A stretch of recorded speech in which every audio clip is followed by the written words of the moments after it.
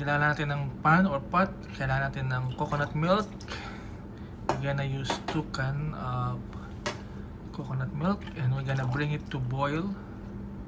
We're gonna add pandan leaves. Ano yung English niyan? Pandan leaves. Ayan, pampabango.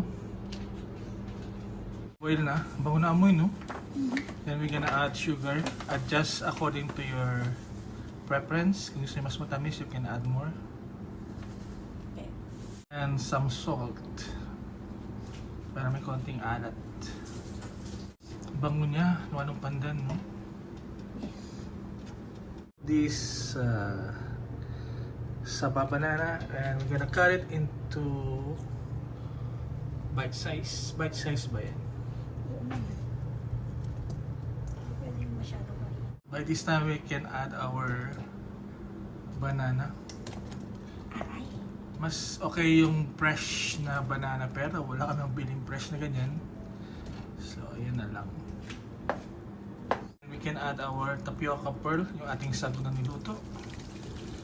Ayan. Madami rin, no? And we're gonna bring it to boil para maluto yung ating saging. Sarap na nung tingnan. May merienda na, may dessert pa. As simple as that. By this time, okay na siya. Okay na to.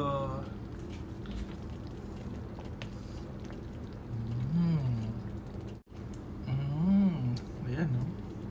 Musok. Ang bango ng pandan, no? That's ay yung simpleng merienda. Musok pa. Nick?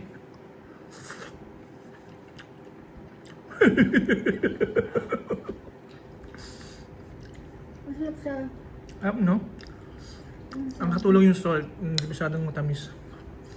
Ano ba ini? Wala naman ang sabi.